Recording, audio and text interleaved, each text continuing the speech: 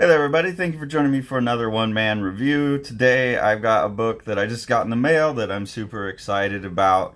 If you've been following the channel at all, you know that I'm a huge fan of the comic artist Andrew White, and this is his fifth one, I think. He puts out every year.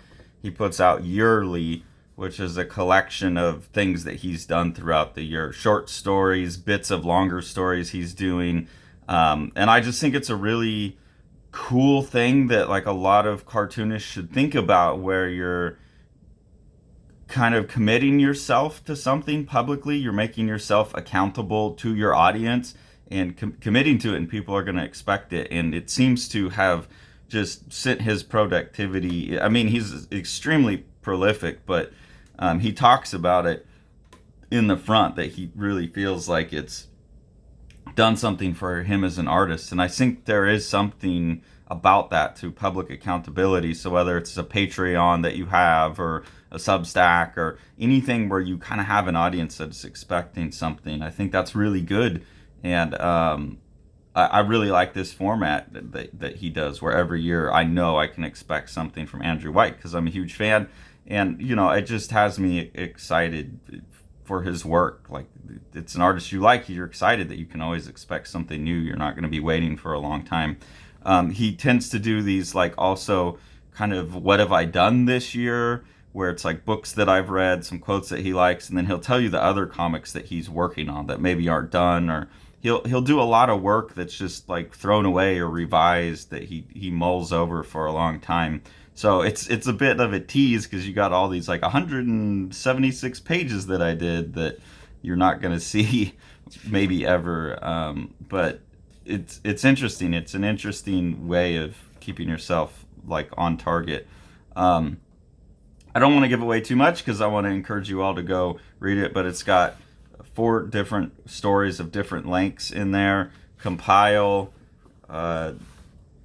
This is a second one here. I really like the paneling on this story. Let's see what this. Compile is really small. The Smoke and the Sound of Not Forgetting is the second one.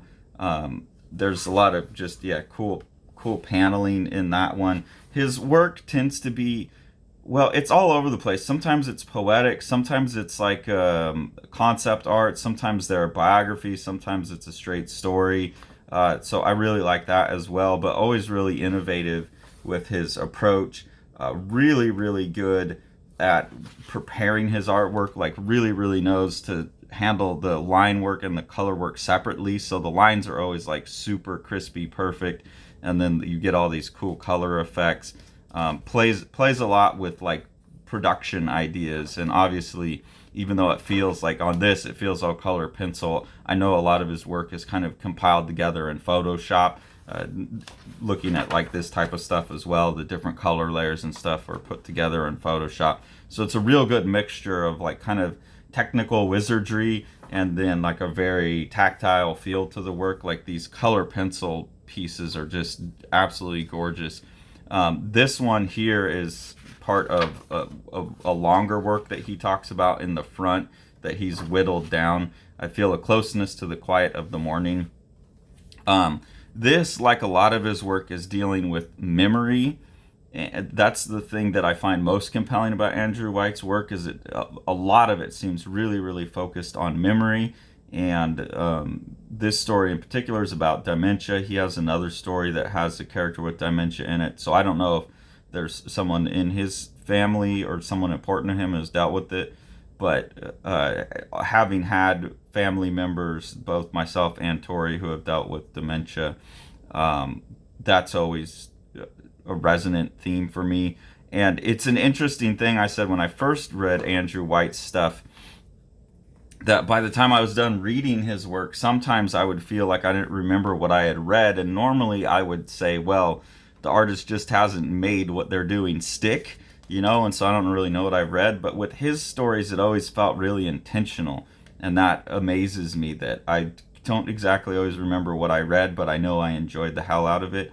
And then that makes me want to go back. And because the work is so much about memory, that seems appropriate. So there's just something where Andrew White does a lot of stuff that I normally wouldn't like. Poetry, kind of vagueness, things that I don't remember, softness, like, but I love it all. And that's the fact that he's doing things that I wouldn't normally like and making me love them is like, that's how powerful of an artist he is, I think. This 2 pages in particular, me and Sean have talked a lot about the fact that I don't visualize things in my head and I don't really have that ability very well. This is maybe the best representation I've seen of the little bit of visualization I can do. Like this panel here, the image is kind of shifting, like you can't really get a hold of it, like there's a vague impression of what's going on there. And the text says, I picture it all in my head, but the details keep changing. The images disintegrate. The images always disintegrate. And that's how I feel like if I can visualize something, I can get a flash of it, but I can't hold it stable, and it shifts and it turns and it morphs and it's vague and foggy like this. And just, you know, that it's like the closest I think anyone could draw like what's going on in my head when I'm trying to visualize something. And that has always made it very frustrating and difficult for me as a cartoonist, because I want to have these pictures in my head that I can translate, and I have to fight for them. And then just the coloring throughout all of this is just absolutely gorgeous. And then there's a short, just straight up like narrative piece at the end, like layers of paint, and it's just a conversation between these characters while they're out fishing. So the fact that he's able to be excellent across like straight narrative work, biographical work, I don't know that anything's autobiographical, and then like poetry pieces, all kinds of different stuff, different techniques, different methods, and it's all always great. It's phenomenal. And then there's this piece in the back. I don't know if this is actually hand drawn or printed on there. It doesn't feel like it dented the paper, but he tends to also, because these are limited, I think there's only 100 of these, he tends to do sketches on them as well. So this might be an actual sketch. But that's how well reproduced it is, as well as I can't tell if this is a sketch. It doesn't feel like it's actual material on there, but it looks like a physical piece. So just everything about these are so well done, and I couldn't recommend this more. I hope people just keep supporting his work, just because selfishly I want to keep having more and more of his work. I don't know what he seems to be extremely prolific, so I don't know if this is all he does or if this is like at night after a day job or what, but just this is an artist I'm really behind, and I think we should all support. So $8, I'll put a link to his website. Go get yourself Yearly #2, or for Yearly 2022.